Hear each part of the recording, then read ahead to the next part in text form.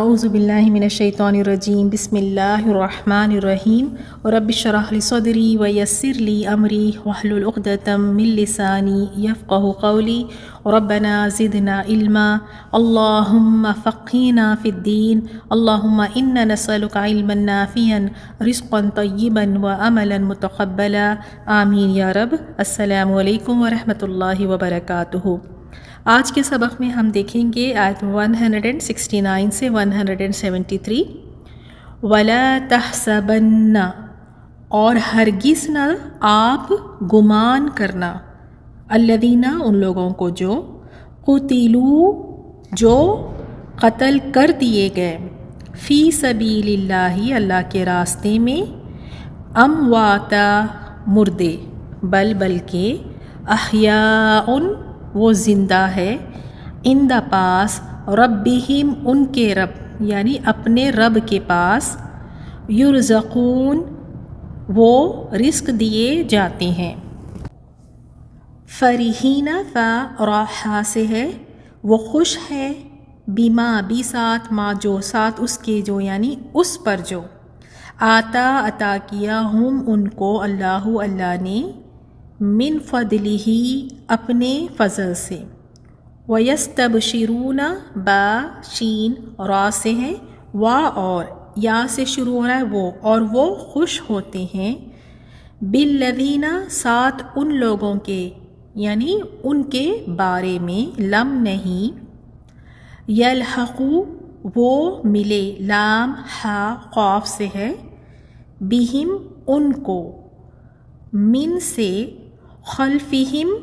ان کے پیچھے سے، خلف پیچھے کو کہتے ہیں، ان کے پیچھے سے، اللہ، یہ ہے ان اور لا، ان کا معنی کہ، لا نہیں، کہ نہ، خوف، کوئی خوف ہوگا، علیہم، ان پر، ولا، اور نہ، ہم، وہ، یحزنون، غمگین ہوں گے۔ یستبشرون، وہ خوش ہوتے ہیں، بنعمت، نعمت پر، من اللہ، اللہ تعالیٰ کی طرف سے، وفضل، اور فضل پر، وَأَنَّ، اور بے شک، اللہ لا یضیع، نہیں وہ ضائع کرتا، اجر المؤمنین، اجر ایمان والوں کا۔ الذین، وہ لوگ جنہوں نے، استجابوا، جیم، واو، با سے ہیں، جنہوں نے لبیک کہا، یعنی جنہوں نے پکار کا جواب دیا، اور یہاں اس کا معنی آپ لکھیں حکم معنی، للہ، لیے اللہ کے، یعنی اللہ کا، والرسول، اور رسول کا، من بعد، بعد اس کے، ما، جو، اصابہ، پہنچی، ہم، ان کو، القرح، زخم، للذین، لیے ان لوگوں کے جنہوں نے، احسنوا، احسان کیا، منہم، ان میں سے، واتقوا، اور تقوی اختیار کیا، اجر عظیم، اجر عظیم ہے۔ الذین، وہ لوگ، یعنی وہ جو، قالا، کہا،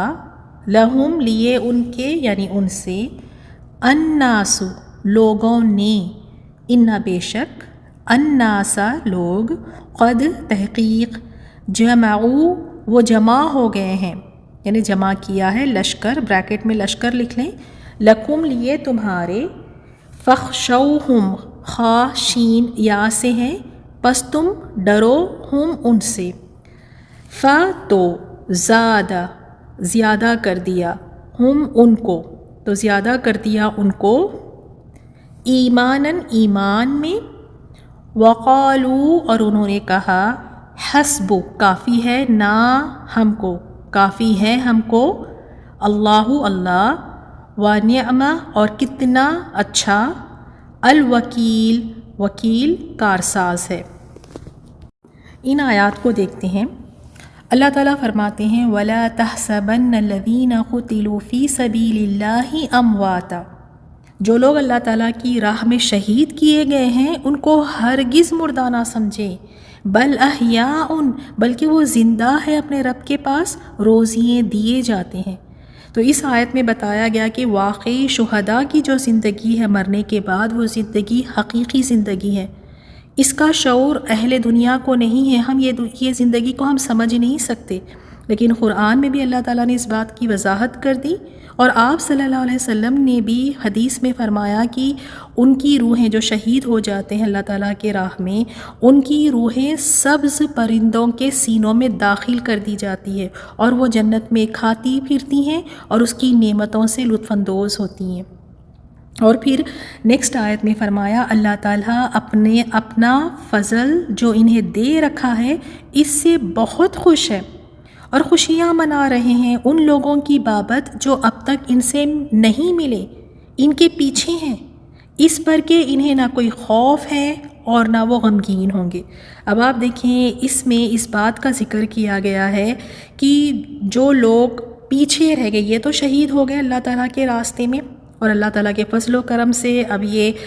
جنت میں ہیں، جنت میں وہاں کی نعمتوں کا وہ لطف اندوز ہو رہے ہیں، وہاں کی نعمتوں کو انجوائے کر رہے ہیں۔ لیکن جو لوگ دنیا میں پیچھے رہ گئے، جو زندہ رہ گئے، پیچھے رہ گئے، ان کے بارے میں اب یہ شہداء جنت میں یہ خواہش کرتے ہیں کہ کاش وہ بھی شہید ہو جائے، اور وہ بھی شہید ہو کر یہاں آ جائیں اور ہماری طرح زندگی کے لطف اٹھائیں، اس طرح کی زندگی انہیں بھی مل جائے۔ اور جو جنگ احد میں شہید ہوئے تھے، انہوں نے اللہ سبحانہ وتعالیٰ سے عرض کی کہ ہمارے وہ مسلمان بھائی جو دنیا میں زندہ ہے، انہیں ہمارے حالات اور ہماری اس خوشگوار اور مسرت زندگی کے بارے میں کوئی اطلاع کرنے والا ہے، ان کو کوئی بتانے والا ہے، تاکہ انہیں بھی جنگ اور جہاد کا شوق ہو، وہ جنگ اور جہاد سے اعراض نہ کریں۔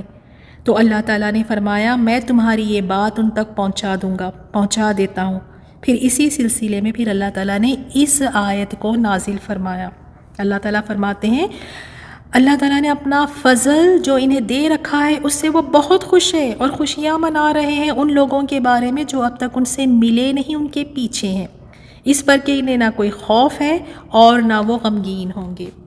تو دیکھیں اس آیت سے بھی ہمیں پتہ چلتا ہے شہادت کی فضیلت کی، کتنی فضیلت ہے ایک شہید کی۔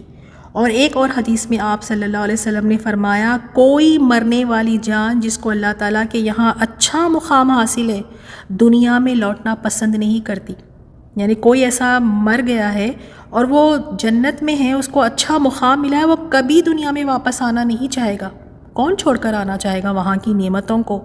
لیکن آپ صلی اللہ علیہ وسلم نے فرمایا البتہ شہید دنیا میں دوبارہ آنا پسند کرتا ہے تاکہ وہ دوبارہ اللہ تعالیٰ کی راہ میں قتل کیا جائے۔ یہ آرزو اس لیے کرتا ہے کیونکہ شہادت کی فضیلت کا اس نے خود مشاہدہ کر لیا ہے۔ شہید کو پتہ ہے کہ اللہ نے کتنی نعمتوں سے ان کو نوازا ہے، تو ایک شہید پھر یہ یعنی آرزو کرے گا کہ مجھے دوبارہ پھر سے زندگی ملے، میں پھر دوبارہ دنیا میں جاؤں، پھر میں اللہ کے راستے میں جہاد کروں، پھر مجھے قتل کیا جائے، پھر میں اللہ کے لیے شہید ہو جاؤں، تو وہ ایک آرزو کرے گا۔ اللہ تعالیٰ ہم سب کو یہ شہادت نصیب فرمائے۔ اب اس کی اگلی آیت میں یہاں پر یستبشرون، وہ خوش ہوتے ہیں اللہ تعالیٰ کی نعمت اور فضل سے، اور اس سے بھی کہ اللہ تعالیٰ ایمان والوں کے اجر کو برباد نہیں کرتا۔ اللہ بڑا قدردان ہے، چھوٹی سی بھی نیکی کرو اللہ تعالیٰ کسی کے بھی اجر کو نہ ضائع کرتا ہے نہ برباد کرتا ہے۔ اللہ تعالیٰ کے یہاں کسی کے ساتھ ناانصافی نہیں کی جائے گی۔ پھر اس کے بعد نیکسٹ آیت میں الذین استجابوا للہ والرسول، جن لوگوں نے اللہ اور رسول کے حکم کو قبول کیا اس کے بعد کہ انہیں پورے زخم لگ چکے تھے، ان میں سے جنہوں نے نیکی کی اور پرہیزگاری برتی ان کے لیے بہت زیادہ اجر ہے۔ اب یہ دیکھیں یہ اس وقت کا واقعہ ہے جنگ احد میں، جب مشرکین جنگ احد سے واپس ہوئے تو راستے میں انہیں خیال آیا مشرکین کو کہ ایک تو ہمارے پاس اتنا سنہرا موقع ہے، ہم نے تو اس کو ضائع کر دیا۔ مسلمانوں کو شکست ہوئی ہے، ان کے حوصلے اب اس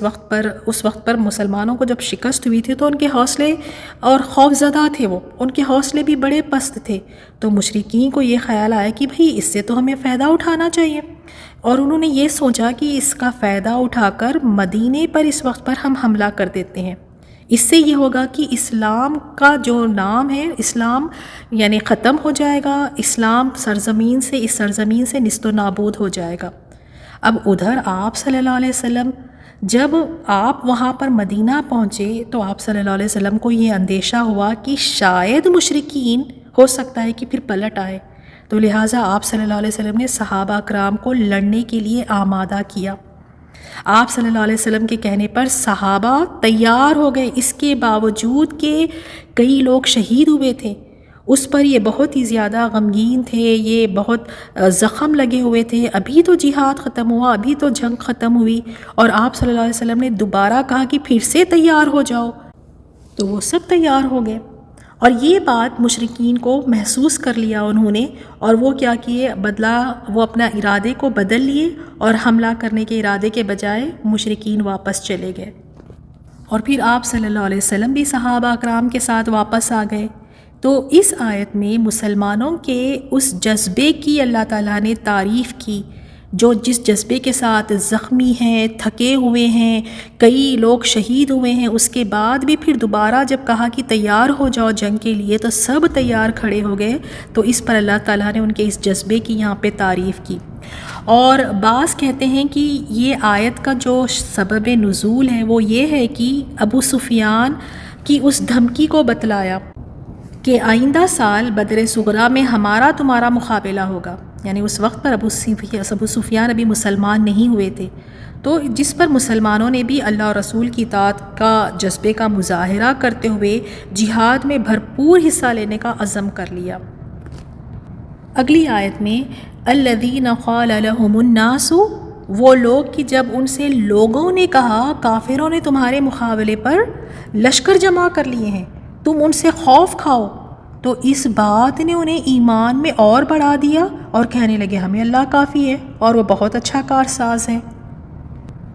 اس کی تفسیر میں یہ ہے کہ ابو سفیان نے بدر صغریٰ کے موقع پر مسلمانوں میں یہ افواہ پھیلا دی کہ مشرکین مکہ لڑائی کے لیے بھرپور تیاری کر رہے ہیں، تاکہ یہ سن کر مسلمانوں کے حوصلے پست ہو جائے، وہ ڈر جائیں، وہ خوف زدہ ہو جائے، تو اس نے یہ ابو سفیان نے یہ افواہ پھیلا دی۔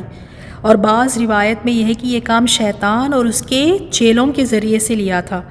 تو جب یہ بات مسلمانوں تک پہنچی تو وہ تو خوف زدہ ہونے کے بجائے ان کے ایمان میں اور مزید اضافہ ہو گیا، جب ان سے کہا گیا کہ بھئی وہ تو تیاری کر رہے ہیں تم سے لڑنے کے لیے، مشرکین بالکل تیار ہے،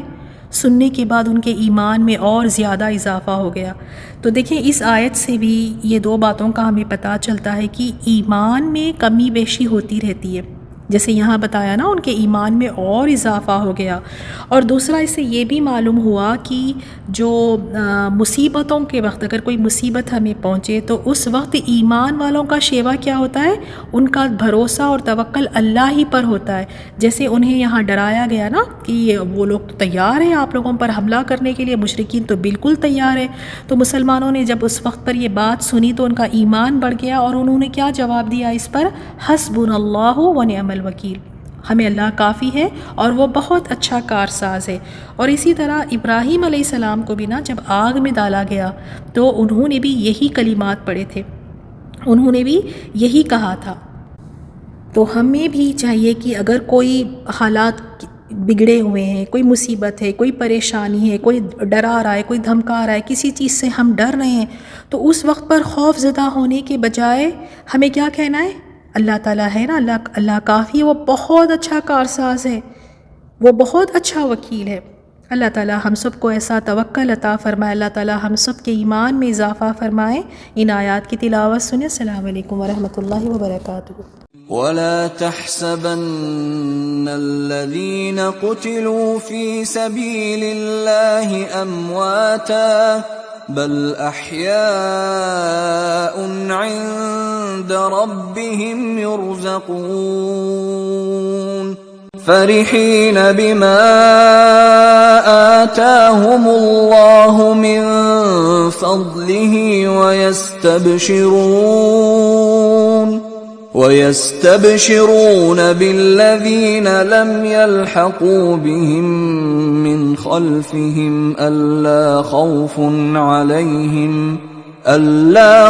عليهم ولا هم يحزنون يستبشرون بنعمة من الله وفضل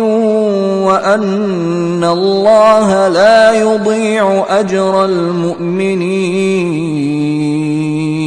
الذين استجابوا لله والرسول من بعد ما أصابهم القرح للذين أحسنوا منهم واتقوا أجر عظيم الذين قال لهم الناس إن الناس قد جمعوا لكم فاخشوهم فزادهم إيمانا وقالوا حسبنا الله ونعم الوكيل